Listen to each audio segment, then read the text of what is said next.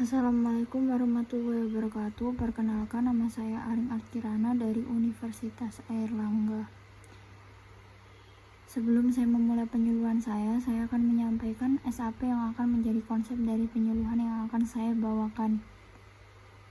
Pokok bahasan kesehatan reproduksi wanita, subpokok bahasan keputihan, sasaran mahasiswa D3 Keperawatan Universitas Airlangga Lamongan, tempat lokal 1, hari tanggal Sabtu 17 Desember 2022, waktu 31 menit, metode ceramah dan tanya jawab, penyuluh Arin Arkirana. A. Tujuan. Yang pertama, tujuan instruksional umum.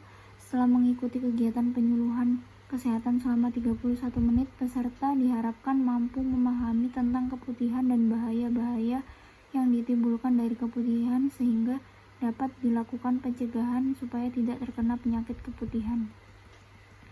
2. Tujuan instruksional khusus. Setelah mendapat kegiatan penyuluhan selama 31 menit, peserta diharapkan dapat memahami dan mampu menyebutkan A. Pengertian keputihan, B. Proses terjadinya keputihan, C. Faktor penyebab keputihan, D. Jenis-jenis keputihan, E. Tanda dan gejala keputihan, F. Dampak keputihan, G. Cara mengatasi keputihan. Sasaran yang pertama siapa? Mahasiswa D3 Keperawatan Universitas Airlangga Lamongan, di mana lokal 1 kapan? Sabtu 17 Desember 2022. Yang keempat, ada subpokok bahasan cara mencegah terjadinya penyakit keputihan. Yang kelima, ada metode yang digunakan yaitu ceramah dan tanya jawab.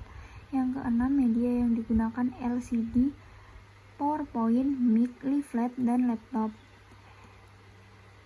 Selanjutnya yang ketujuh, ada kegiatan penyuluhan.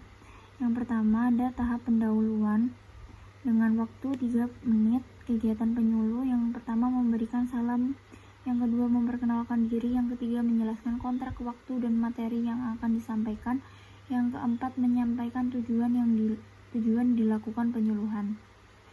Peserta yang pertama menjawab salam, 2 mendengarkan pada saat penyampaian penyuluhan dari moderator, 3 memperhatikan moderator. Metode yang digunakan ceramah dan tanya jawab, media yang digunakan mic. Selanjutnya ada penyajian penyuluhan dengan waktu pelaksanaan 21 menit. Yang pertama membagikan leaflet mengenai materi seputar keputihan, 2 memutarkan video edukasi mengenai keputihan, 3 menjelaskan materi penyuluhan kepada peserta.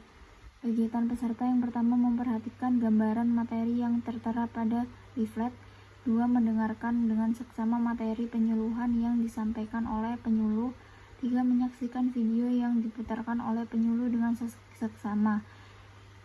Metode yang digunakan yaitu ceramah, media yang digunakan leaflet, laptop, mic, PowerPoint, dan LCD. Yang ketiga, evaluasi dengan waktu pelaksanaan 6 menit. Yang pertama, memberikan waktu kepada peserta untuk bertanya jika masih belum memahami penyakit keputihan, 2 meminta peserta menjawab pertanyaan yang telah diberikan oleh penyuluh terkait keputihan. Kegiatan peserta yang pertama, peserta bertanya jika terdapat materi yang masih belum dipahami. 2. Peserta menjawab pertanyaan yang diberikan penyuluh. Metode yang digunakan tanya jawab secara lisan, media yang digunakan mic dan leaflet. Selanjutnya yaitu penutup dengan waktu pelaksanaan 1 menit. Kegiatan penyuluh meminta peserta untuk menyampaikan sedikit mengenai materi yang telah disampaikan, 2 menyimpulkan hasil penyuluhan, 3 memberi saran serta masukan, 4 penutup. Kegiatan peserta yang pertama, peserta menyampaikan sedikit materi terkait penyuluhan, 2 peserta mendengarkan dan memperhatikan dengan seksama, 3 menjawab salam. Metode yang digunakan ceramah, media yang digunakan mic. B. Materi terlampir. C. Kriteria pemantauan terhadap cara yang tepat dalam mengatasi masalah keputihan yang dialami oleh wanita. D. Evaluasi. Yang pertama, prosedur post-tes lisan, 2 bentuk soal essay, 3 soal A. Apa saja tanda dan gejala keputihan, B. Sebutkan macam-macam keputihan, C. Bagaimana cara mencegah keputihan.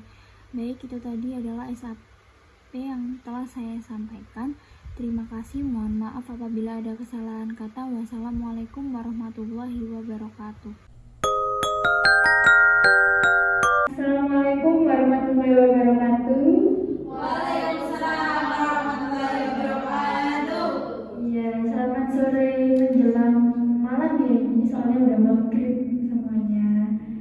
Nah, sebelumnya perkenalan dulu, nama saya Arin Arcilana, saya dari Universitas Airlangga, program studi D3 Keperawatan.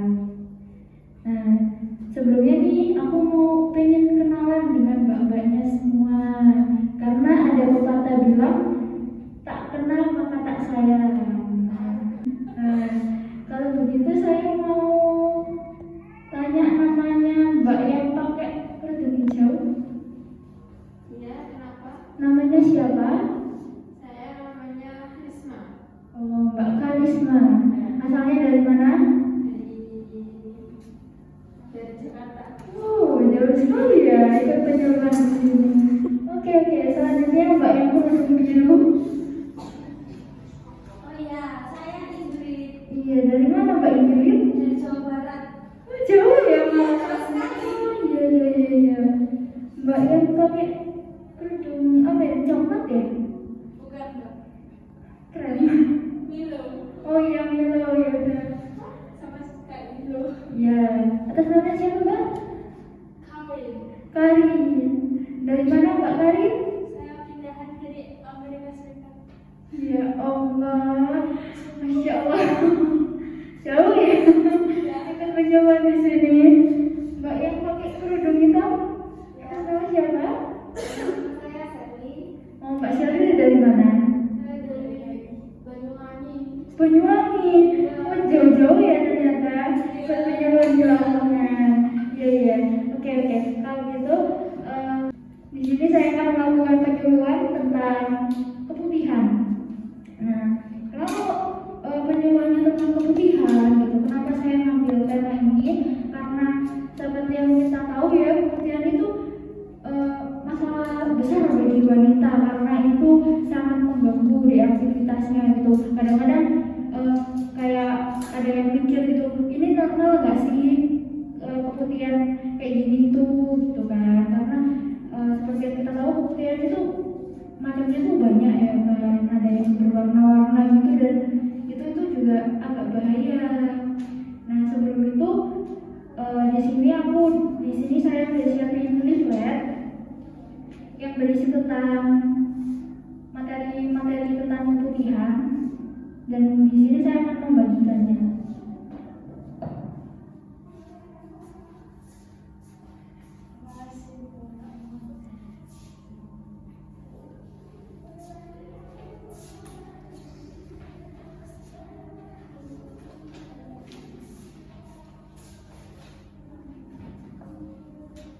Oke, karena semua udah nerima leafletnya, sekarang kita masuk ke materi.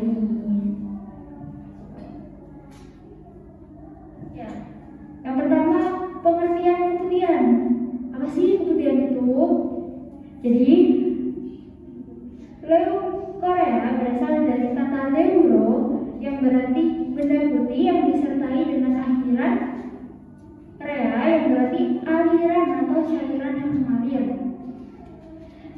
Leukora atau floor albus atau keputihan atau vaginal discharge merupakan semua pengeluaran dari kemaluan yang bukan darah. Keputihan merupakan salah satu tanda dari proses ovulasi yang terjadi di dalam tubuh. Selain itu, keputihan juga merupakan satu tanda dari suatu penyakit. Keputihan merupakan sekresi vagina abnormal pada wanita. Keputihan yang disebabkan infeksi biasanya disertai dengan rasa gatal di sekitar area vagina ya, dan di sekitar bibir vagina bagian luar. Jika dibiarkan dan tidak ditangani sendiri, mungkin infeksi ini dapat menjalar dan menimbulkan peradangan ke saluran kencing. Sehingga waktu kita kencing itu nanti itu akan terasa perih dan kayak nggak nyaman gitu.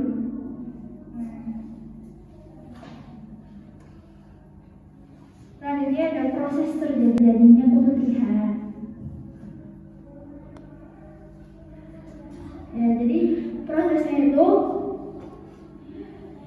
ini diawali dengan proses proses menstruasi pada wanita terjadi dalam 3 tahapan, yaitu poliferasi, sekresi, dan menstruasi. Pada masing-masing proses mempunyai pengaruh yang berbeda terhadap endometrium.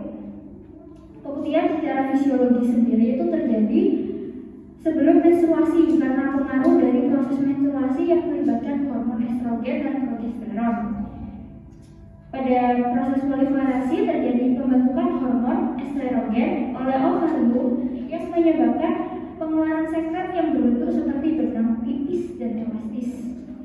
Hormon estrogen sendiri itu berperan dalam produksi sekret. Pada fase sektorik merangsang pengeluaran sekret pada saat wanita terangsang serta menentukan kadar zat gula dalam sel tubuh atau glikogen.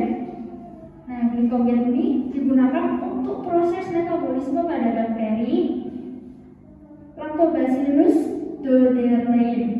Sisa dari proses metabolisme ini akan menghasilkan asam laktat yang menjaga keasaman vagina. Nah, vagina wanita dilengkapi dengan barrier alami yaitu epitel yang cukup tebal, glikogen dan bakteri Lactobacillus thuringiensis yang menghasilkan acidum lacticum sehingga vagina menjadi asam dan memperkuat daya tahan vagina. Vagina normal mempunyai bakteri Lactobacillus thuringiensis lebih banyak yaitu 95% dan bakteri lainnya yaitu 5%. Nah, wanita yang memakai sabun vagina secara terus-menerus itu juga nggak baik karena dapat membunuh barrier alami vagina karena cairan pencuci vagina ini tadi bersifat basah. Berkurangnya bakteri Lactobacillus thuringiensis dalam vagina menyebabkan bakteri dan jamur lain mudah berkembang dalam vagina sehingga dapat menyebabkan infeksi. Jadi kalau kita pakai sabun pencuci vagina itu kan itu pH-nya itu basah. Nah, sedangkan Lactobacillus ini tadi itu yang menghasilkan asam. Jadi dia bertolak belakang sama sabun vagina ini tadi. Jadi dapat menyebabkan Lactobacillus thuringiensis ini tadi berkurang sehingga bakterinya ini bisa bermunculan. Nah, glikogen sendiri banyak terdapat pada sel suprafisial mukosa vagina sejak bayi sehingga wanita mencapai menopause. Vagina wanita yang tidak hamil dijaga kelembabannya oleh sekret uterus.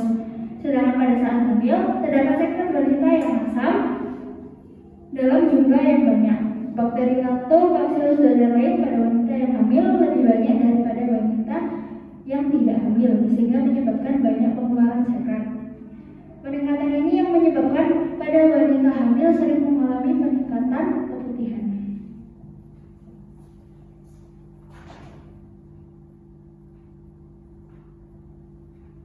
Selanjutnya ada faktor penyebab.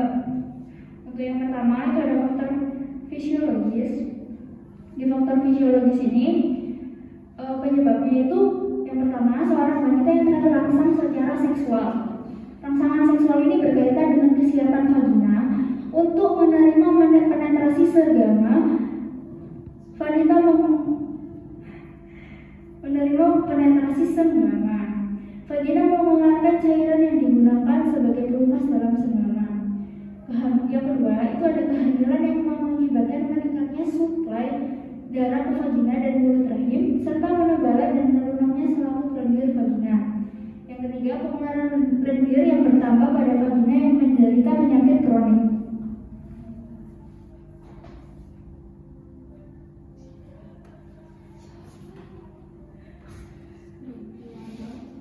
Selanjutnya, ada faktor penyebab kematian dari segi patologis. Yang pertama itu ada kelelahan fisik. Kelelahan fisik merupakan kondisi yang dialami seseorang. Nah, jadi meningkatnya pengeluaran energi menekan sekresi hormon estrogen yang menyebabkan hormon estrogen ini tadi mengalami penurunan kadar glikogen. Glikogen sendiri seperti yang kita ketahui digunakan oleh Lactobacillus thuringiensis untuk metabolisme. Sisa dari metabolisme ini adalah yang digunakan untuk menjaga keasaman vagina. Jika asam laktat yang dihasilkan sedikit, maka bakteri, jamur, dan parasit akan mudah berkembang. Yang kedua, ada ketegangan psikis. Karena adanya peningkatan beban pada pikiran yang mengakibatkan adanya peningkatan hormon pada adrenalin, dan itu dapat menyebabkan penyempitan pembuluh darah dan mengurangi ekspresi pembuluh darah. Kondisi ini menyebabkan aliran hormon estrogen ke organ-organ tertentu termasuk vagina terhambat, sehingga asam laktat yang dihasilkan pun jadi berkurang. Berkurangnya asam laktat juga dapat menyebabkan keasaman vagina ini tadi berkurang, sehingga bakteri-bakteri tadi itu dapat menyebabkan keputihan mudah berkembang di daerah vagina. Selanjutnya ada kebersihan diri. Keputihan yang abnormal banyak dipicu oleh cara wanita dalam menjaga kebersihan dirinya. Kan kadang-kadang cewek wanita itu yang kurang bersih dalam menjaga area ini apa? Vagina. Wanita. Ya. Kegiatan kebersihan diri yang dapat memicu keputihan adalah penggunaan pakaian dalam yang ketat. Jadi nggak boleh ketat-ketat ya, soalnya itu dapat mengganggu aktivitas juga. Terus vaginanya ini tadi, dan nggak ada udara gitu. Jadi bakteri-bakteri ini tadi mudah muncul yang dapat mengakibatkan keputihan.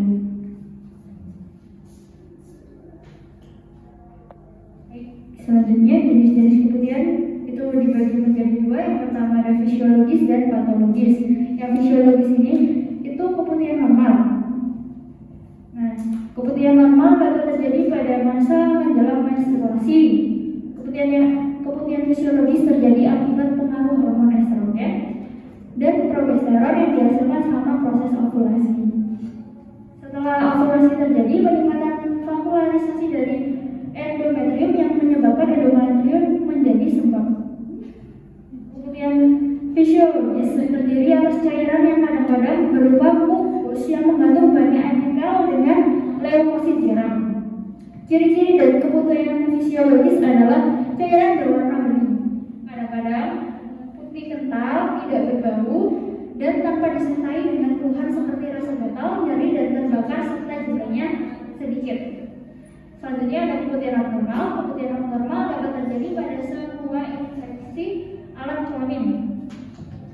Ciri-ciri keputihan patologis ini adalah terdapat banyak leukosit, jumlahnya banyak, timbul harus terus-menerus, warnanya juga kadang itu berubah-ubah, serta disertai dengan keluhan seperti gatal, panas, dan nyeri, dan baunya itu kadang kayak amis dan busuk.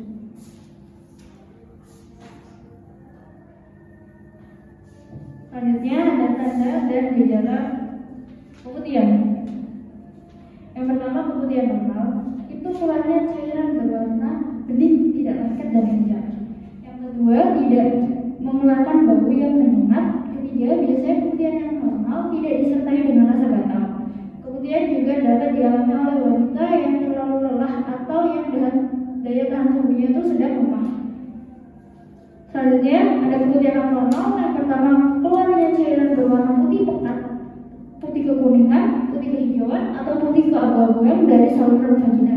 Jadi keputihan abnormal ini banyak warnanya, dan itu tuh biasanya tergantung sama orangnya, cara orangnya itu menjaga kebersihannya gimana, terus cara berpakaian orangnya itu seperti apa. Nah, cairan ini juga itu biasanya mengeluarkan bau yang menyengat. Kadang itu sampai tercium di orang sebelahnya itu baunya itu nggak enak gitu. Selanjutnya itu ada nyeri dan rasa terbakar di sekitar vagina, apalagi ketika dipakai buat buang air kecil itu nyerinya itu terasa. Dan infeksi ini dapat menjalar dan menimbulkan peradangan pada saluran kencing.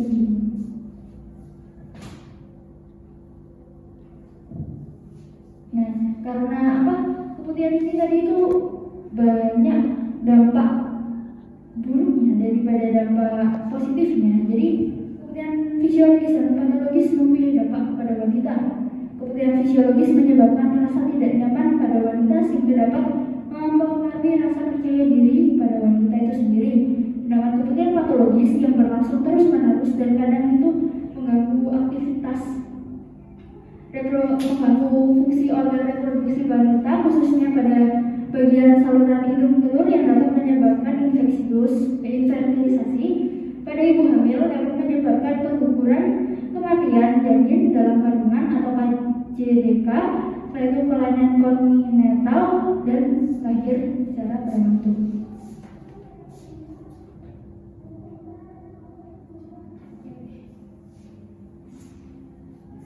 Cara mengatasi keputihan sendiri itu ada 8. Yang pertama itu menjaga kebersihan alat kelamin.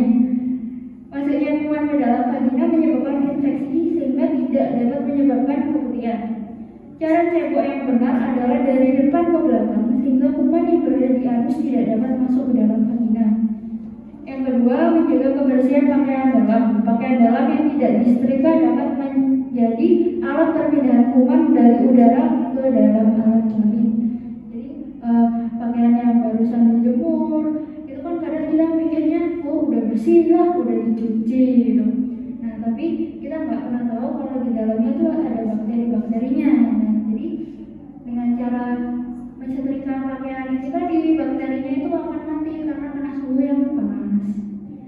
Nah bakteri jamur dan parasit dapat mati dengan pemanasan sehingga menyetrika pakaian dapat menghindari infeksi kuman melalui pakaian.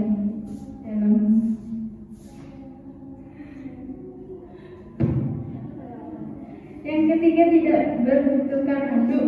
Karena ada orang itu yang masa bodoh lah handuk dipakai, handuk satu dipakai bareng-bareng, soalnya kan ya anggapannya kan bersih semua lah badannya gitu. Dan kita nggak pernah tahu kalau handuk merupakan media penyebaran bakteri, jamur dan parasit. Handuk yang telah terkontaminasi bakteri, jamur dan parasit apabila digunakan bisa menyebabkan kuman tersebut menginfeksi pengguna handuk. Yang keempat, menghindari celana ketat. Celana ketat dapat menyebabkan alat kelamin menjadi hangat dan lembab. Alat kelamin yang lembab dapat meningkatkan kolonisasi dari bakteri, jamur dan parasit. Peningkatan kolonisasi dari kuman tersebut dapat meningkatkan infeksi yang bisa memicu keputihan. Maka dari itu kita harus menghindari menggunakan pakaian ketat yang terlalu lama. Nomor 5, menghindari cuci vagina. Nah, kenapa kita harus menghindari cuci vagina? Karena dapat membunuh flora normal dalam vagina. Ekosistem dalam vagina terganggu karena produk pencuci vagina tadi bersifat basah sehingga menyebabkan kuman dapat berkembang dengan baik. Produk cuci vagina yang digunakan itu ada aturannya, yaitu dengan pH normal vagina 3,8 sampai 4,2 dan sesuai dengan petunjuk dokter. Yang keenam, mencuci tangan sebelum menyentuh alat kelamin. Nah, kita kan kadang habis megang apa-apa gitu, tiba-tiba gatal gitu kan ya. Jadi tiba-tiba gatal, jadi digaruk aja tiba-tiba. Nah padahal kita nggak tahu apa yang habis kita pegang sebelumnya. Jadi sebelum itu kita harus cuci tangan terlebih dahulu. Nah tangan ini dapat menjadi perantara dari kuman penyebab infeksi. Mencuci tangan sebelum menyentuh alat kelamin dapat menghindari perpindahan kuman yang menyebabkan infeksi. 7. Sering mengganti pembalut. Nah kalau haid itu jangan malas-malas buat ganti pembalut. Nah karena itu dapat memicu kuman buat berkembang. Nah mengganti pembalut saat haid itu minimal 3-4 kali sehari sehingga dapat menghindari kelembapan pada area vagina. Kalau stres dapat meningkatkan hormon adrenalin yang menyebabkan penyempitan pembuluh darah. Pembuluh darah yang sempit menyebabkan aliran estrogen ke vagina terhambat sehingga dengan menghindari stres dapat mencegah keputihan. Oke, karena materinya udah selesai,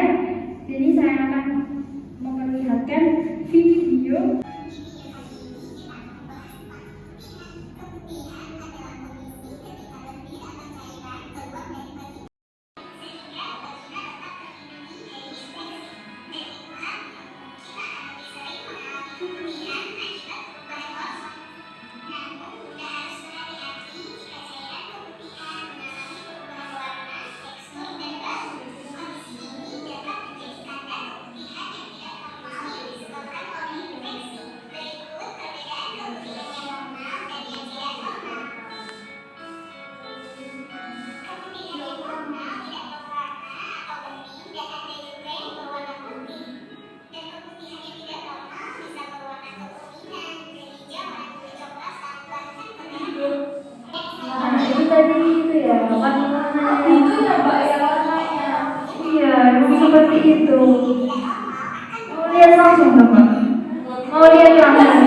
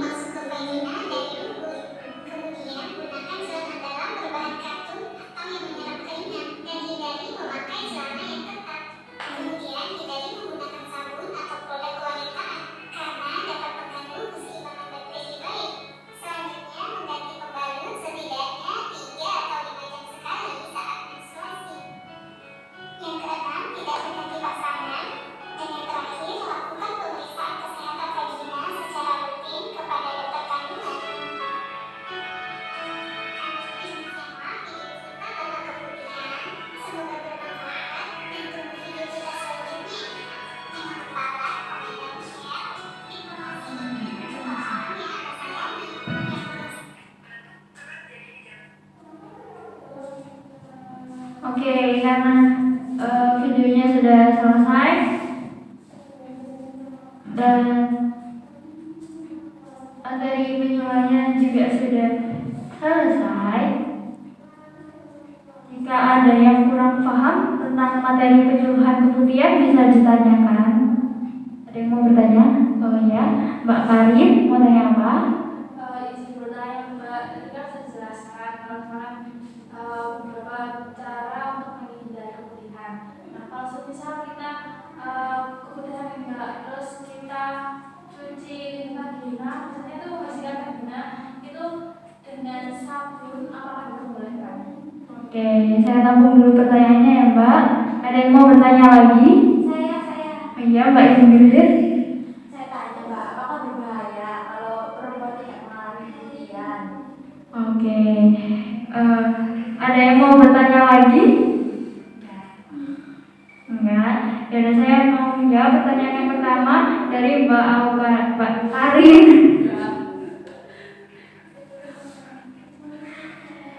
Ya, jadi pertanyaannya tadi kalau misalkan keputihan dan mencuci dengan menggunakan produk wanita, mencuci dengan sabun pencuci itu sebenarnya bahaya Mbak. Karena wanita yang karena membersihkan vagina secara keseluruhan tidak diperbolehkan. Namun apabila mbaknya kayak terus area vaginanya gimana kalau nggak dibersihkan, nanti bisa menimbulkan bakteri dong gitu. Nah jadi ini tuh walaupun keseluruhan vaginanya tidak boleh, itu tapi ada area yang boleh dibersihkan, yaitu area vulva vagina.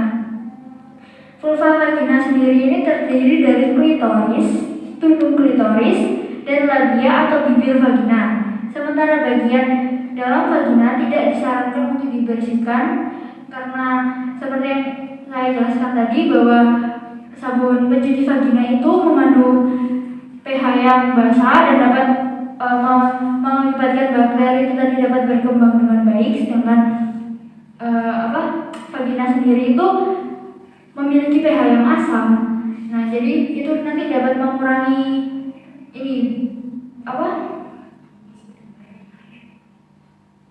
dapat mengurangi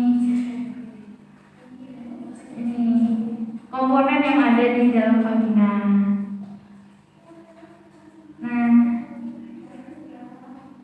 Nah, apakah sudah paham, Pak? Iya.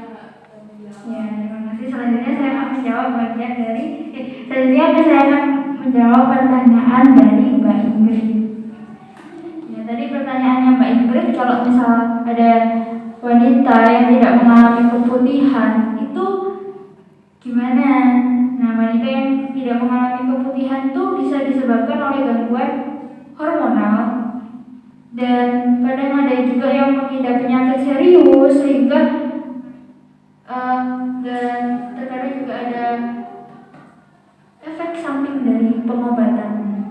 Biasanya kondisi ini diikuti dengan gangguan siklus menstruasi. Jika dibiarkan, bisa mengganggu kesuburan dan meningkatkan risiko infeksi bakteri pada vagina. Apakah sudah menjawab, Mbak Ingrid? Bisa. Ya. Oke, selanjutnya karena bapaknya semua sudah bertanya kepada saya, sekarang nanti saya bertanya kepada bapaknya tadi sebagai evaluasi apakah bapaknya tadi sudah memahami materi yang telah saya sampaikan. Baik, untuk pertanyaan yang pertama, apa saja tanda dan gejala keputihan?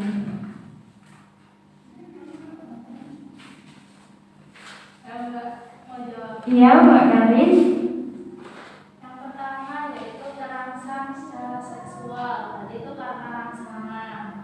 Terus yang kedua yaitu karena meminum atau menggunakan aseptor kontrasepsi pil, yang itu mengandung hormon estrogennya dan progesteron yang dapat meningkatkan daya serti menjadi gecer. Dan yang ketiga, pengeluaran yang menambah pada wanita yang menderita penyakit kronik. Kemudian yang keempat, masa di sekitar ovulasi, itu karena produksi kelenjar yang berpengaruh dari hormon estrogen dan progesteron. Oke, benar banget. Jadi Mbak Karin sudah paham ya terkait materi keputihan yang saya sampaikan tadi. Oke, selanjutnya pertanyaan yang kedua, ada berapa macam keputihan itu? Coba disebutkan. Iya, Mbak Ingrid. Ada dua jenis, yaitu keputihan normal dan keputihan abnormal. Keputihan yang normal itu dapat terjadi pada masa menjelang menstruasi sekitar hari ke-10 atau sampai 16 menstruasi. Yang abnormal terjadi pada semua infeksi alat kelamin. Itu. Oke, benar banget. Jadi Mbak Ingrid juga sudah paham ya terkait materi yang tadi saya paparkan. Selanjutnya pertanyaan terakhir, bagaimana cara mencegah keputihan? Ya, Mbak Sarsi bisa dijawab.